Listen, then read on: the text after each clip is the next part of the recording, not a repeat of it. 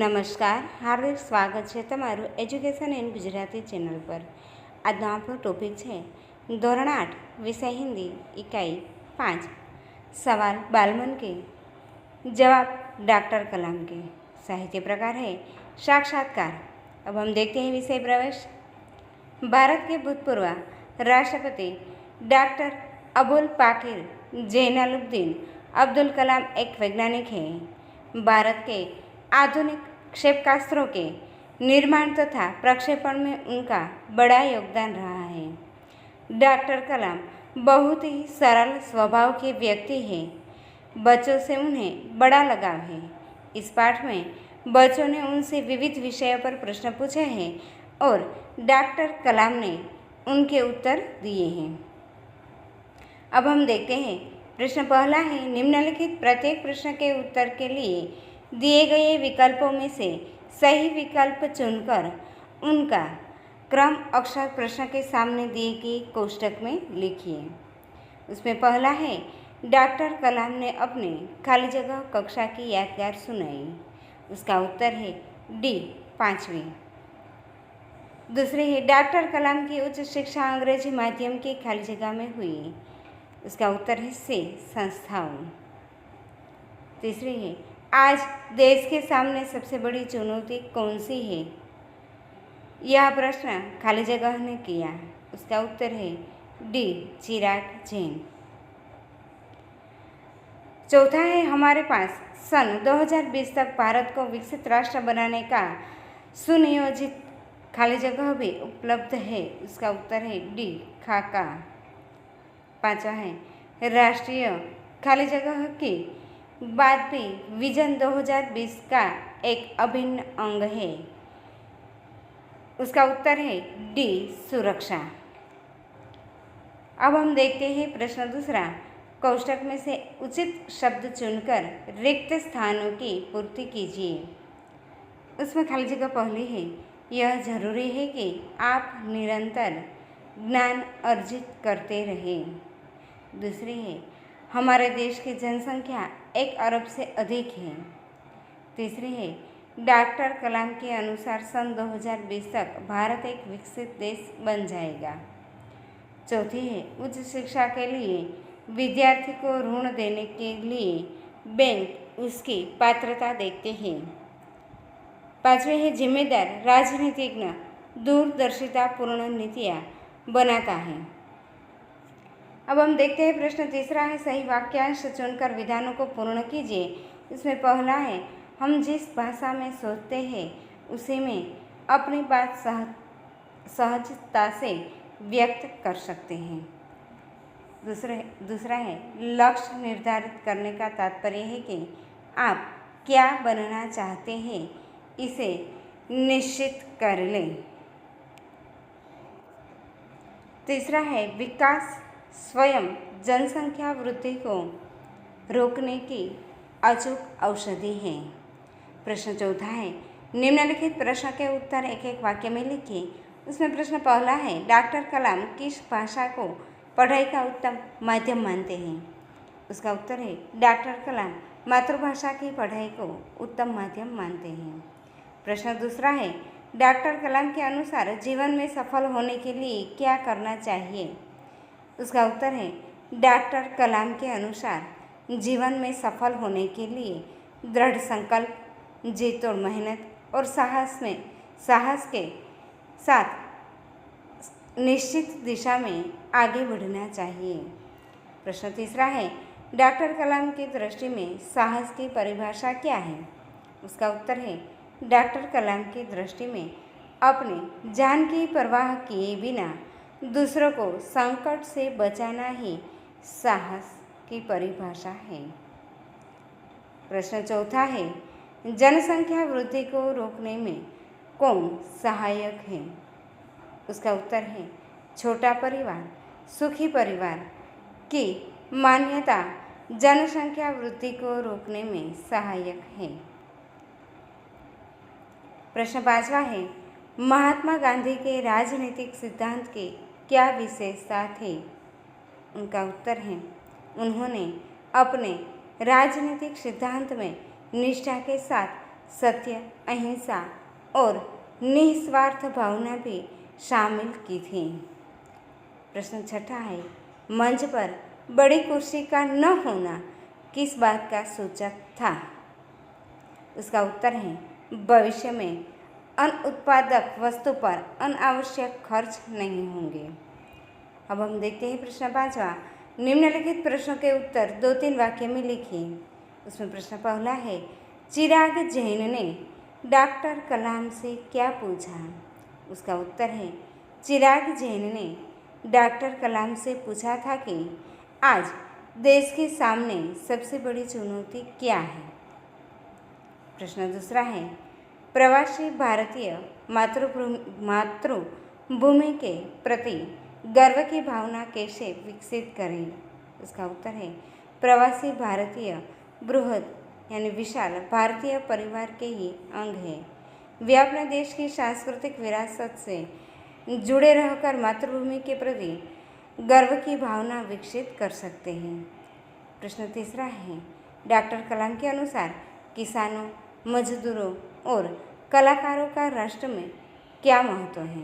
इसका उत्तर है, डॉक्टर कलाम के अनुसार किसान, मजदूर और कलाकार राष्ट्र के अभिन्न अंग हैं।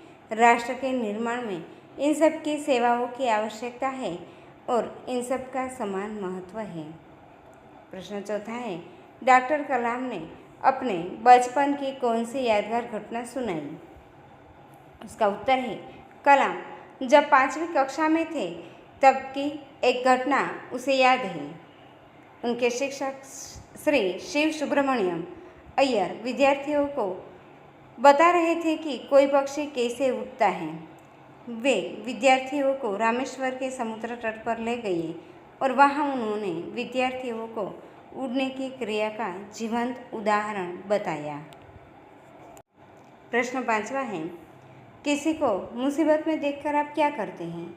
उसका उत्तर है, किसी को मुसीबत में देखकर मैं यथाशक्ति उसकी मदद करता हूँ। तन मन धन से मैं उसकी सहायता करने से पीछे नहीं हटता। इसके लिए मैं अपने माता पिता से कुछ मांगने में भी संकोच नहीं करता। अब हम देखते हैं प्रश्न छठा है, निम्नलिखित प्रश्नों के उत्तर लिखिए। उसमें प्रश्न पहला है, भाषा के विषय में डॉक्टर कलाम ने क्या बताया? उसका उत्तर है, डॉक्टर कलाम ने माध्यमिक शिक्षा की पढ़ाई मातृभाषा में की थी। कॉलेज और आगे की शिक्षा में उनकी पढ़ाई का माध्यम अंग्रेजी भाषा थी। कलाम के विचार से कॉलेज की पढ़ाई भी मातृभाषा के माध्यम से होनी चाहिए।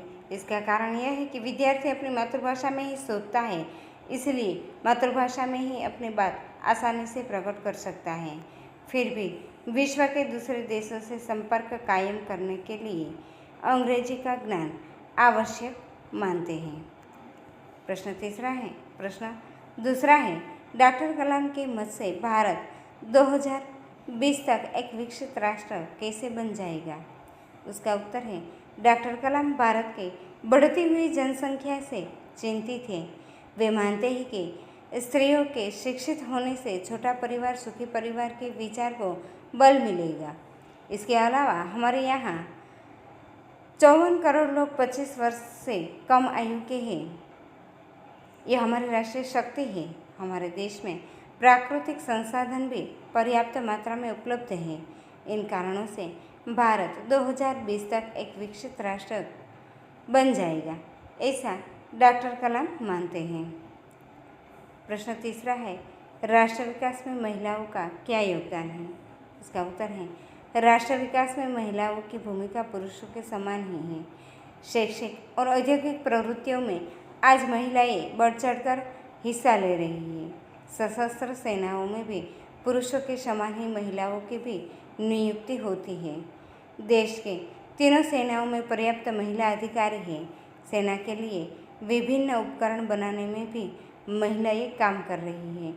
इस प्रकार राष्ट्र विकास में महिलाओं का बहुमूल्य योगदान है। अब हम देखते हैं प्रश्न चौथा है, किसी भी देश के लिए सेना का क्या महत्व है? उसका उत्तर है, सेना किसी भी देश का अनिवार्य अंग है। सेना शत्रुओं के आक्रमण से देश की रक्षा करती है। देश में कहीं विद्रोह होने पर सेना उसे दबाती है। देश में आतंकवादी घुस आए और पुलिस उनसे निपटने में सक्षम न हो तो सेना के जवान ही उनसे निपटते हैं। देश में कहीं भीषण बाढ़ या भूकंप आया हो तो सेना संकट में पड़े लोगों की सहायता करती है। इस प्रकार बाहरी या भीतरी संकट से सेना भी देशवासियों की रक्षा करती है।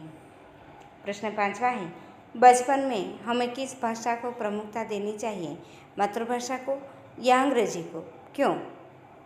उसका उत्तर है बचपन में हमें मातृभाषा को महत्व देना चाहिए, क्योंकि मातृभाषा माँ की भाषा है।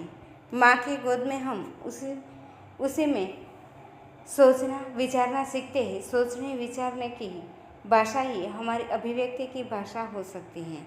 मातृभाषा में हम अपने हृदय मन के भावों को सरल और प्रभावी ढंग से प्रकट कर सकते हैं। अंग्रेजी विदेशी भाषा है, उसे पढ़ने सीखने में बहुत प्रयत्न करना पड़ता है। उसमें प्रवीण होने पर भी अपने हृदय के भाव को हम उसमें असरकारक ढंग से प्रकट नहीं कर सकते। अब हम देखते हैं प्रश्न 7वां, निम्नलिखित मुहावरों के अर्थ लिखकर वाक्य में प्रयोग कीजिए। उसमें पहला है जी तोड़ मेहनत करना, यानी बहुत मेहनत करना। वाक्य है यह धंधा जमाने के लिए पिताजी ने जी तोड़ मेहनत की है। दूसरा है सामना होना, यानी सामने आना या सामने मिलना। वाक्य है जंगल में घुसते ही युवक का एक शेर से सामना हो गया। तीसरा है महारत हासिल करना, यानी योग्यता प्राप्त करना। वाक्य है हमें हर एक मुसीबत को जीतने में आवश्यक महारत हासिल करनी चाहिए। चौथे है अचूक औषधि होना, यानी व्यर्थ न जाने वाला उपाय होना। वाक्य है नियमित व्यायाम स्वस्थ रहने की अचूक औषधि है। प्रश्न 8वां है निम्नलिखित वाक्यों में सर्वनाम शब्द छांटिए तथा उनका प्रकार भी बताइए। उसमें पहला वाक्य है हम पाठशाला जाएंगे। उसमें जो सर्वनाम है वह हम है और उनका प्रकार है पुरुषवाचक सर्वनाम। दूसरा वाक्य है यह मेरी किताब है। इनमें सर्वनाम है यह और उनका प्रकार है निश्चितवाचक सर्वनाम। तीसरा है कोई आ रहा है। उनमें सर्वनाम है कोई और उनका प्रकार है अनिश्चितवाचक सर्वनाम। चौथा है तुम्हें क्या चाहिए। सर्वनाम है तुम्हें और उनका प्रकार है पुरुषवाचक सर्वनाम। और पांचवा है यह मीना है जिसने कल गीत गाया था। उसमें सर्वनाम है यह और जिसने, उसका प्रकार है संबंधवाचक सर्वनाम।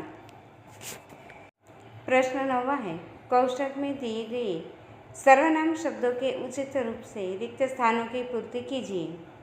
उसमें पहला है यह कार्य मुझसे नहीं हो सकेगा। दूसरा है पापा ने तुम्हें बुलाया है। तीसरा है जो लड़की यहाँ खड़ी है मैं उसे नहीं जानता। चौथा है लगता है इसे मेरी बात अच्छी नहीं लगती। और पांचवा है यह काम किन लोगों ने किया।